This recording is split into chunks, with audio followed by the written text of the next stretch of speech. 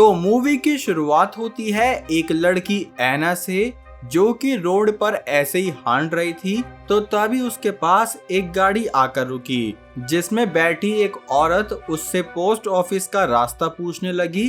तो तभी अचानक से एक आदमी ने आकर ऐना को सीधे इस गाड़ी में धकेल दिया, जिसके बाद सीन यहाँ से एक छोटे लड़के पर आया, जो कि सेम गली में अपनी थार चला रहा था। तब वो अपने फेवरेट ट्री हाउस के पास पहुंचा, जिसमें उसने अपना बैकपैक भी फेंक दिया। जिस ट्री हाउस से कुछ ही मीटर दूर यहाँ थॉमसन फैमिली का घर था, जिसमें इनका सबसे बड़ा बेटा जेकब आराम से लेट के गेम में लगा हुआ था, जबकि उसकी मॉम उसे मटर छीलने के लिए बुला रही थी। खैर, तब उसकी मॉम ने उसे ये भी बताया कि आज तुम्हारे डैड हमारी नई बेबी सिटर को लेके आने वाले हैं। जैसे बीच ही यहाँ डैड ने इनकी नई बेबी सिटर ऐना को उसके अड्डे से उठाया, जो कि यहाँ सर्दी में उनका इंतजार कर रही थी। तब उसे गाड़ी में लेते ही इनके डैड ने बताया कि आज हमारी 13th एनिवर्सरी है, तो इसलिए वो अपनी वाइफ के साथ डिनर पर जाएंगे, जिसकी वजह से ही ऐना को आज इनके बच्चों का ध्यान रखना था। जो बताकर वो ऐना से पड़ोसी बच्चों के बारे में पूछने लगा, जिनको पहले ऐना ने बेबी सिट किया था। तब उसने उन बच्चों के नाम पूछे, लेकिन ऐना ने काफी स्ट्रेंज एक्ट करते हुए बताया कि मुझे उनके नाम नहीं याद, क्योंकि मैंने उन सबको निकनेम दे दिए थे, जैसे पोपला, छंगा, पेप्सी, यही सब। खैर, तब हमें ये भी पता चला कि थॉमसन फैमिली की जो यूजुअल बेबी सिटर है उसका नाम है मैगी, लेकिन आज वो बिजी थी, तो इसलिए उसने अपनी दोस्त ऐना को सजेस्ट किया। जिसके बाद उसने बताया कि हमारे 3 बच्चे हैं, जिसमें सबसे छोटा 4 साल का क्रिस्टोफर, 9 साल की सैली और 11 साल का सबसे बड़ा जेकब। तो अब ये सारी जानकारी पता चलते ही हम आते हैं थॉमसन फैमिली के घर पे, जहाँ पर जेकब क्रिस्टोफर से खेलते खेलते लड़ाई करने लगा। तो तभी उसकी मॉम चिल्लाने लगी, जहाँ उसकी मॉम ने जेकब से उसकी गेम भी वापस ले ली। जिस बात से जेकब को गुस्सा आया, तो उसने अपने बेस्ट फ्रेंड पेप्सी से वॉकी टॉकी के थ्रू कांटेक्ट करने की कोशिश करी, और ये पेप्सी वही है दोस्तों जो हमें मूवी के स्टार्ट में दिखा था। खैर, तो तब पेप्सी ने बताया कि आज टाइम से ट्री हाउस में पहुंच जाना, क्योंकि मेरे पास कुछ सॉलिड माल है। जिस बीच ही इनके डैड ऐना को लेके घर पे पहुंच गए, जहाँ ये नई बेबी सिटर इन बच्चों के सामने अपना बढ़िया इंप्रेशन जमाने लगी। लेकिन गुस्से वाला जेकब तो यहाँ ऐना को देखने तक नहीं आया। जिस बीच ही इनकी मदर ऐना को सारे स्नैक्स और चिल्ड्रन का बेड टाइम, यही सब चीजें बताने लगी। साथ ही इनके डैड ने ऐना को क्लियर इंस्ट्रक्शन दी कि इन बच्चों को गैराज में नहीं जाने देना, क्योंकि मेरी वहां पर फेवरेट कॉर्वोड गाड़ी खड़ी है। जो सारी डिटेल देने के बाद ये पेरेंट्स अपने बच्चों को छोड़कर यहाँ से निकल गए, जिन्हें जाते हुए ऐना काफी ध्यान से देख रही थी। तब उनके जाते ही इन बच्चों का पूरा चार्ज उसके हाथ में आ गया, इसलिए उसने इन लोगों से कहा कि चलो, अब तुम्हें जो रोल पसंद है तुम उस रोल की ड्रेस पहनाओ। जो सुनकर क्रिस्टोफर और सैली काफी खुश हुए, लेकिन जेकब तो सीधा अपने रूम में चला गया, जहाँ ऐना ने इन बच्चों से कहा कि तुम्हें जो पसंद है तुम उसका नाटक कर सकते हो, चाहे वो इंसान हो या जानवर। जो कहकर वो जेकब से बात करने पहुंची, जहाँ पर वो अपनी कॉमिक पढ़ रहा था। तब उसने पूछा कि क्या तुमने चंपक कॉमिक पढ़ी है, जिस पर जेकब बोला कि नहीं, मेरे पेरेंट्स ने मना किया है। तब ये सुनते ही ऐना ने उसे परमिशन दे दी कि तुम्हारे पेरेंट्स तो अब यहाँ है ही नहीं, तो तुम वो कॉमिक पढ़ सकते हो। साथ ही उसने जेकब का गेम बॉय भी वापस दे दिया, जिसकी वजह से वो काफी खुश हुआ। अब दूसरी तरफ यहाँ पेरेंट्स अपने बच्चों को छोड़कर तो चले गए, लेकिन इनकी मॉम अभी भी अपने बच्चों के लिए काफी टेंशन में थी। जो देखते हुए इनके डैड ने विश्वास दिलाया कि ऐना एक अच्छी लड़की है, जिसके बारे में ही इन नेबर्स ने भी बताया था। अब वो तो कितनी अच्छी है ये हमें घर पे पता चलेगा, क्योंकि यहाँ पर इन बच्चों ने बढ़िया बढ़िया कॉस्ट्यूम पहन ली, जहाँ सैली ने काफी ब्यूटीफुल सा आउटफिट पहना, लेकिन ऐना को ये पसंद नहीं आया। उल्टा जब क्रिस्टोफर ने एक डायनासोर की ड्रेस पहनी, तो वो काफी खुश हुई कि हाँ, ये है अच्छी ड्रेस। तब जेकब ने भी यहाँ एक मोटर कार रेसर की ड्रेस पहनी, जिसके बाद ये लोग एक पिक्चर खिंचाने लगे, जिसमें पता है एना ने जेकब को क्या कहा कि तुम ऐसे नाटक करो जैसे सैली का सर फोड़ने वाले हो, और उसने सैली को फोटो में हंसने से मना कर दिया। बताओ ये कौन सी फोटोग्राफर है। खैर दूसरी तरफ पेरेंट्स यहाँ रेस्टोरेंट में पहुंच तो गए, लेकिन इन्हें नहीं पता था कि किसी ने बाहर से इन पर नजर बना रखी है। जहां घर पे एना ने अनाउंस किया कि अब हम लोग हाइड एंड सीक खेलेंगे, जो सुनते ही जेकब ने मना कर दिया, लेकिन एना ने उसे कन्विंस किया कि अरे ट्राई तो करो, क्या पता अच्छा लगे। खैर तब उसने जेकब से कहा कि तुम 100 तक गिनती गाओ, जिसके बीच हम लोग छुप जाएंगे।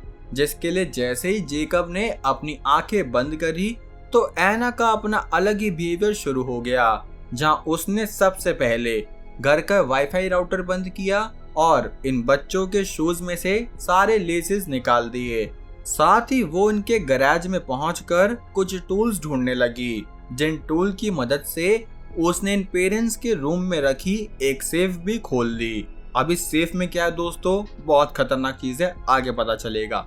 तो अब जेकब जैसे ही ऊपर आया तो तभी एना ने उसे बाथरूम में बुला लिया, जहां वो बोली कि मेरे पीरियड्स आ चुके हैं तो तुम मुझे टैम्पॉन्स दे दो। जो सुनकर जेकब को काफी ऑकवर्ड लगा कि भाई ऐसा तो मेरी गर्लफ्रेंड ने भी कभी नहीं कहा, जिसकी वजह से ही उसे काफी अनकंफर्टेबल लगा। लेकिन उसके इस अनकंफर्ट लेवल को एना ने और बढ़ाया जब वो जेकब के सामने ही टैम्पॉन को यूज करने लगी, जो देखते ही जेकब यहाँ से निकल गया कि भागो भाई, ये सब क्या दिखा रही हो।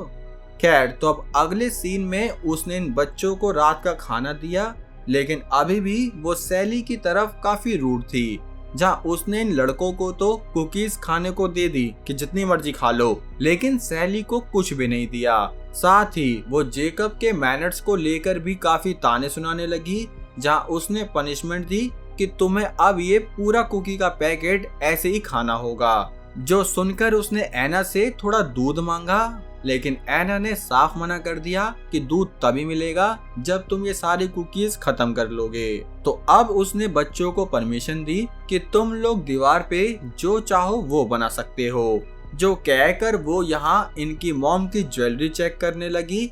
जिसके बाद जब वो नीचे आई तो जेकब ने वॉल पर उसका नाम काफी अच्छे से लिखा था, लेकिन फिर भी उसने सिर्फ क्रिस्टोफर की पेंटिंग की ही तारीफ करी।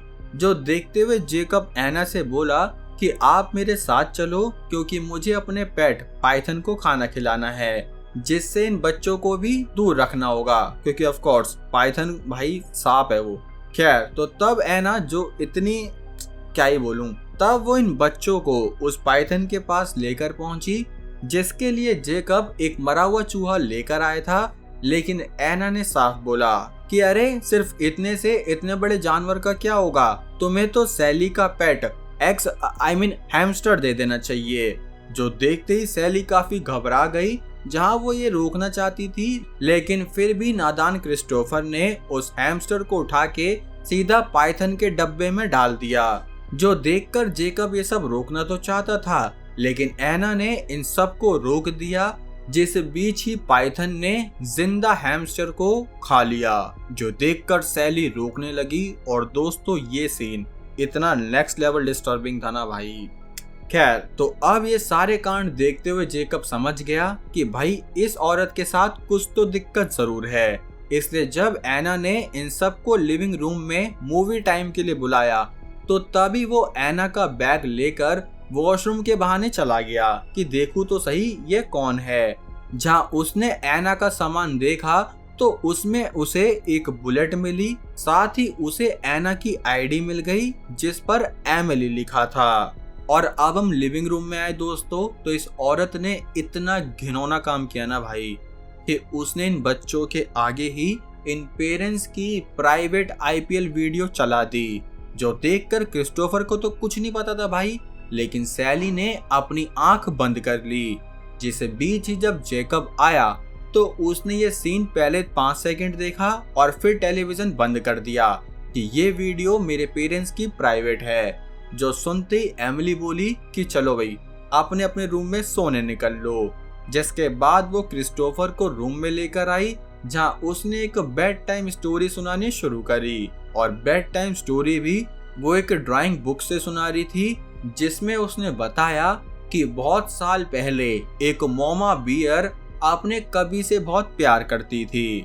अब मोमा बियर मान लो एक औरत जो अपने बच्चे से बहुत प्यार करती थी, जहां वो रोज काम से आती और अपने बच्चे को देखकर काफी खुश होती। लेकिन एक दिन मोमा बियर से कुछ गलती हुई, जिसकी वजह से वो कबी यानी उसका बच्चा मर गया।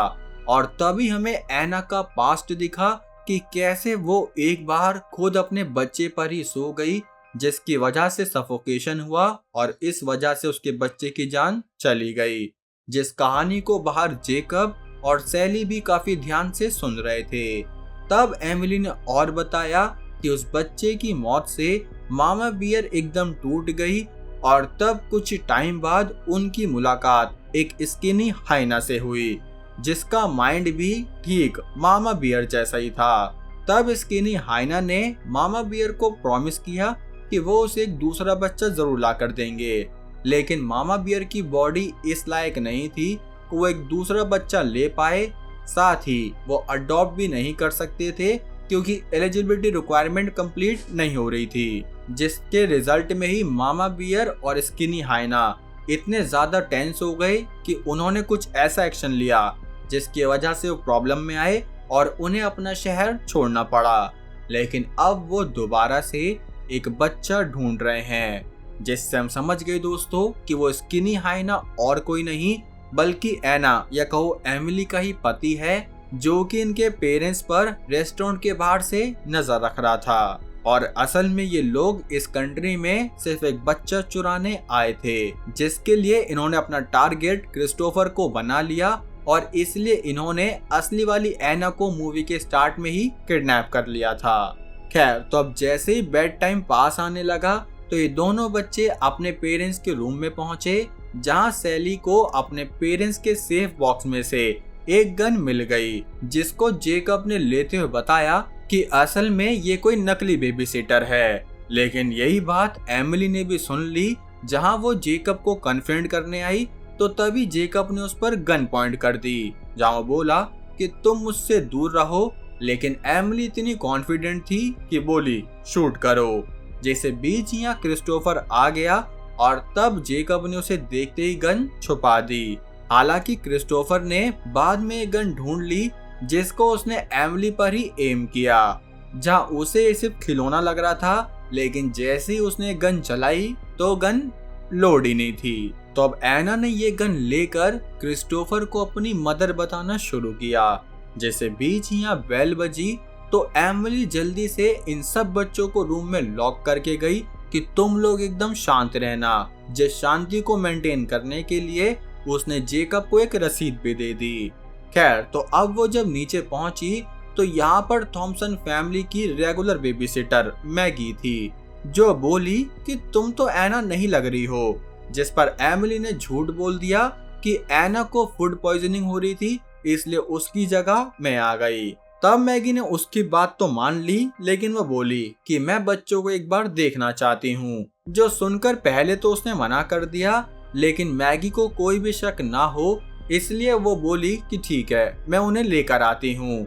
जैसे बीच ही जेकब यहाँ पेपर पे कुछ लिख रहा था और तब एमिली जब ऊपर आई तो उसने इन्हें वार्निंग दी कि अगर तुमने कुछ भी उल्टा सीधा किया तो मैं मैगी को मार दूंगी। जिसके बाद वो इन्हें नीचे लेकर आई और मैगी इन सबसे मिल ली। लेकिन उसके जाते टाइम ही अचानक से सैली मैगी को हक करने लगी। हालांकि हक करने से बहाना था, बल्कि वो एक नोट मैगी के पर्स में डाल रही थी, जिसको एमिली ने भी देख लिया। तो अब ये नोट जैसे ही मैगी ने अपनी कार में देखा तो तभी एमिली आई, जिसने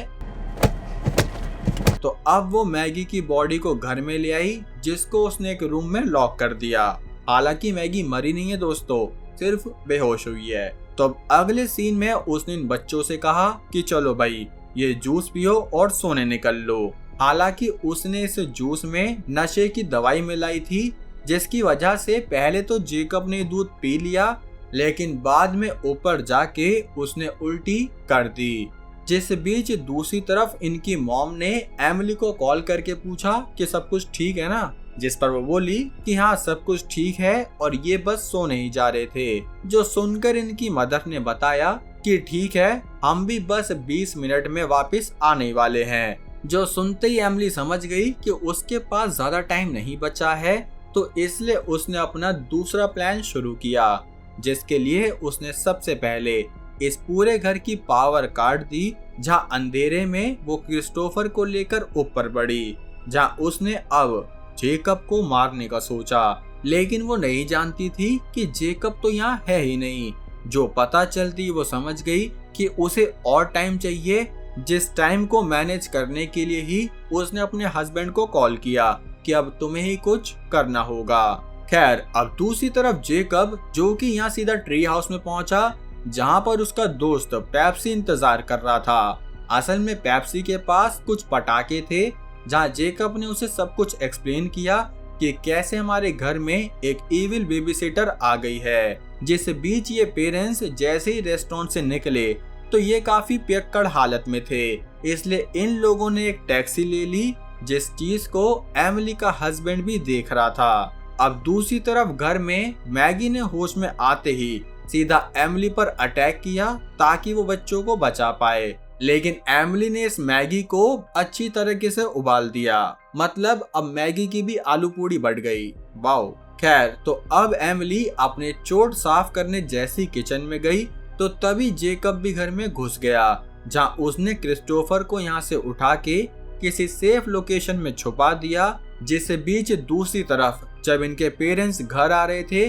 तो तभी अचानक से इनका एक्सीडेंट हो गया, जिसमें लकीली पेरेंट्स तो बच गए, लेकिन जिस दूसरी कार ने इन्हें हिट किया उसका ड्राइवर मारा गया। और ये ड्राइवर एमिली का पति ही था, जिसने अपनी पत्नी को कुछ एक्स्ट्रा टाइम देने के लिए अपनी ऑल ओवर टाइम की घंटी खत्म कर दी। खैर, अब यहाँ घर में जेकब सीधा बेसमेंट में पहुंचकर अपनी बहन को ढूंढने लगा, लेकिन उसे यहाँ पर मैगी की बॉडी मिल गई, जिसे देखते ही वो काफी डर गया। तो तभी एमिली उससे ऊपर ही बात करने लगी, जहाँ वो बोली कि तुम्हारी बहन मेरे पास है। जिस बीच उसने पेप्सी की खून से सनी हुई जैकेट भी यहाँ फेंक दी, जिसको देखते ही जेकब की लुप लुप हुई। तो तब एमिली ने उसे वार्निंग दी कि तुम मेरे साथ एक डील करो, मेरे हाथ में क्रिस्टोफर दो और अपनी बहन को ले जाओ। जिस काम को करने के लिए उसने 5 मिनट बाद बैकयार्ड में उसे बुला लिया। अब यहाँ 5 मिनट है दोस्तों, तो इतने हम वीडियो को लाइक करके इनके एक्सीडेंट वाली जगह पर आते हैं, जहाँ पुलिस ने पेरेंट्स को बताया कि इस मरे हुए आदमी के पास से हमें कोई भी आईडी नहीं मिली है, साथ ही ये खुद एक चुराई हुई गाड़ी यूज कर रहा था, जो बताकर ये पुलिस वाले ही इन पेरेंट्स को घर पर लाने लगे। लेकिन घर पे लाते टाइम ही इन्हें पता चला कि उस मरे हुए आदमी की गाड़ी में एक एना नाम की लड़की की डेड बॉडी थी। जो सुनते ही ये पेरेंट्स समझ गए कि इनके बच्चे खतरे में हैं, इसलिए ये लोग जल्द से जल्दी घर पहुंचना चाहते थे। जहां घर पर एमिली बैकयार्ड में सैली के साथ जेकब का इंतजार कर रही थी, जहां जेकब आया और उसने ड्रम एमिली को दे दिया कि ये लो, इसमें क्रिस्टोफर है। लेकिन जैसे ही एमिली ने वो खोला तो उसमें से पटाखे फूटने लगे, जिस बीच जेकब अपनी बहन को लेकर यहाँ से भागने लगा। जहाँ भागकर वो सीधा गैराज में पहुंचा, जहाँ पर उसने क्रिस्टोफर और सैली को गाड़ी में बिठा के इस गाड़ी को स्टार्ट किया। लेकिन जैसे ही गैराज का गेट खुला तो उसके सामने एमिली गन लेकर खड़ी थी, जहाँ वो इससे रुकने के लिए कहने लगी, लेकिन जेकब ने एक्सीलेटर दबाते हुए एमिली को इमली की तरह निचोड़ दिया। खैर, तभी यहाँ रोड पर उसके पेरेंट्स भी आ गए, जो कि अपने बच्चों को देखकर काफी खुश थे, जिसके बाद उन्होंने प्रॉमिस किया कि अब हम तुम्हें कभी भी अकेले छोड़कर नहीं जाएंगे। जिस बीच इन पुलिस वालों ने क्राइम सीन को ध्यान से देखा तो इन्हें पेप्सी भी जिंदा मिल ही गया, जिसका बस कुछ थोड़ा खोपड़ा फूटा था। खैर, बाकी बात रही एमिली की, तो वो यहाँ पर इमली बनने के बाद भी भागने निकली, जहाँ पर शायद पुलिस वाले उसे पकड़ लेंगे, या हो सकता है मूवी का सेकंड पार्ट आए जिसमें एमिली कुछ बड़े कांड कर रही हो। तो अब हमने इस मूवी से क्या सीखा दोस्तों, कि बच्चों को स्ट्रेंजर्स के साथ मत छोड़ो, चाहे उनका स्माइल किटकैट जैसा ही क्यों ना हो, और अपने प्राइवेट वीडियोस को भाई सेफ जगह पे रखो, नहीं तो बेबी सीटर की जगह यूट्यूब पर वायरल हो जाएगा। वैसे मेरी वीडियो वायरल नहीं हो रही यार, हाँ एमएमएस तो हो ही जाते हैं वायरल। खैर, तो मजा आया हो तो लाइक ठोक दो, कमेंट में लिखो भाई जो भी अच्छा लगा हो, और अब मिलते हैं हमारी अगली वीडियो में, तब तक के लिए जय हिंद।